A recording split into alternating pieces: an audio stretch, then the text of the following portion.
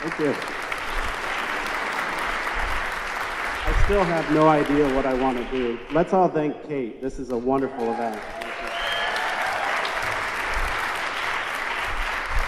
Don't start yet. Don't start yet. Go. Okay, tonight it's a love story, death by 1,000 genetic paper cuts. You are here. You are the chance, you are the product of a chance encounter between an egg and a sperm. Since we're in a church, I'm not going to go into any more detail about that. This is not to scale. I don't want to scare you. You inherited 3 billion bases of DNA from each of your parents. Here's a small portion of it. There's a million more pages. I think we can get through a few more. Okay. DNA is the instruction manual that was used to build you. DNA is double-stranded helix. You're probably used to seeing that.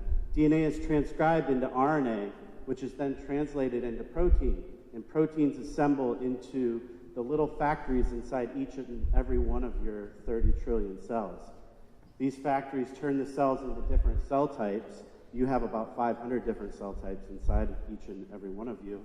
And then these cell types make up the tissues, organs, and ultimately make up you. Pretty cool, huh? So each of your 30 trillion cells inherited 2 copies of this instruction manual. And yet, we are 99.7% identical at the level of the genome. Our genetically determined differences, like our disease susceptibility, things like our height, our hair color, these all stem from changes to only 0.3% of your DNA. Can you see the differences? Pretty cool, huh? Not many. One of these little changes could cause a single gene disorder. These are called Mendelian disorders, but the chance of that is very low. Some of these include cystic fibrosis, sickle cell disease, Fragile X syndrome, Huntington's disease, and muscular dystrophy. Emma, you are doing great. We got to take the show on the road. And about 4,000 more single gene disorders. These are very rare. You can see 1 in 5,000 births, 1 in 2,500 births. And just a single difference can cause one of those. So here's Huntington's disease right here. You know, you have a triplet repeat of CAG in the Huntington gene, and that's enough to cause this progressive neurological disorder. And yet, even though there's single changes or very small changes in this 3 billion bases of DNA, it's still relatively straightforward today to find the causes of these single gene disorders. These are pretty easy for geneticists, especially since we can sequence all of your DNA now. In fact, I've taken samples of each of you, and I'm going to sequence it in the lab. But the truth is, these two right here, I don't know these two, but they're not likely to develop Huntington's disease.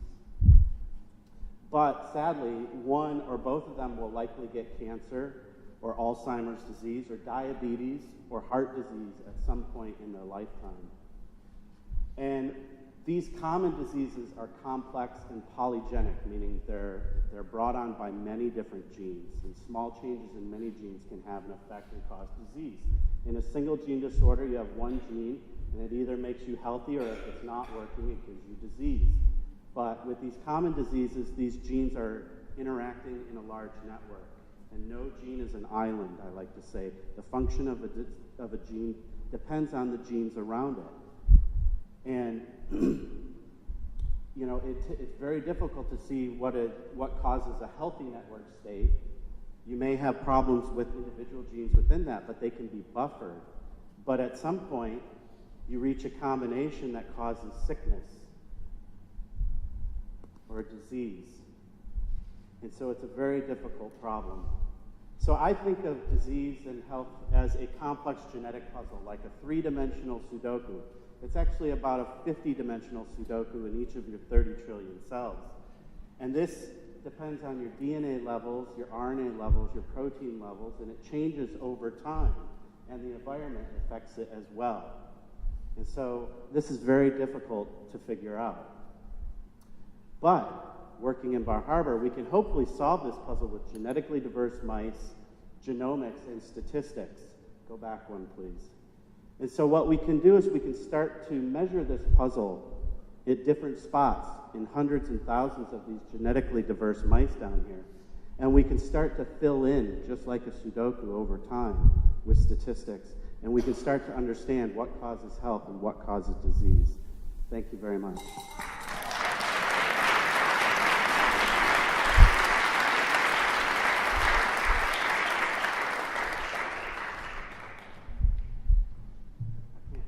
That was, oh, here we go.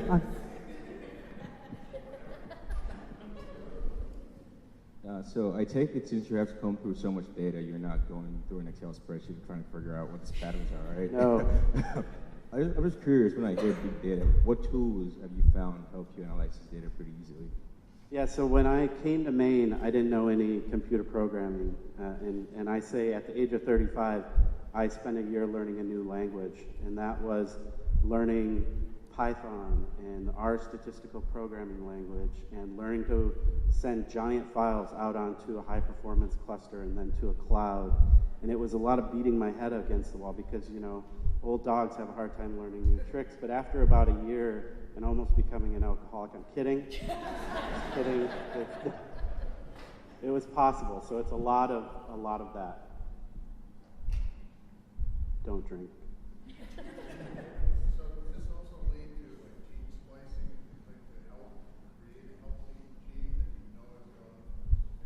Gene splicing is something that happens to RNA when DNA is transcribed.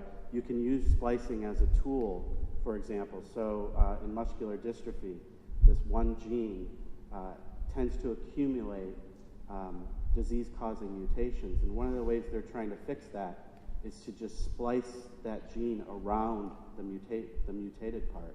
And so you make a pretty functional protein, you just lose that little bit that had the disease-causing mutation. So splicing is something we can add to our Sudoku. And I like saying Sudoku. I don't know why. Are you, I'm going to jump in, are you just figuring out which genes are causing the different diseases, or has that been done? And then, like, what are you doing with, it's been a really long day. I'm going to really try to get this. Are you trying to figure out, yeah, thank you. Are you trying to figure out how to do that? How maybe use CRISPR or something like that to change the gene, or? So that's the next step. So the specialty of these mice, they're all very genetically diverse. And so these mice at the Jackson Laboratory have more genetic diversity than we would find between us, chimpanzees, and orangutans. There's so much genetic diversity that every single gene in the genome has one of these little genetic paper cuts. And so those things start to accumulate, and they act like they pull. It's like pulling a string and then looking at the end of it. And so if we can measure what happens at the end of it, and we follow that string back, we can find the combinations of genes that actually cause that. And then CRISPR, which is everyone's favorite word right now, and you have to put CRISPR to get a grant. But then once we identify those combinations that cause disease, we can go in with CRISPR and we can show that you can fix those in these mice, and then they're healthy. So CRISPR, if you don't know, is something where you can kind of do I think of as cutting and pasting. Scissors. Genetic where you scissors. can cut things out. Yep. Are multiple identical siblings part of your research or any of your focus? Has that been on? Well, I don't work with humans because they don't listen to me, and so they don't mate the way I want them to mate. And that's why I like mice, because, you know, on any given day we have 1 million laboratory mice over in Bar Harbor, and many of those are genetic clones of each other. And so these have been produced by brother-sister matings for 40 years. And the end result of that is that every single one of those mice, those black mice, we call them black 6, have the exact same genome. But I work with a outbred strain of mice where they all have very different genomes. And so you can go back and forth depending on what your research question is. Imagine if we were all identical twins in here. And what we could do is we could do experiments, very controlled experiments, to help figure out, you know, why some of us are getting disease and others aren't.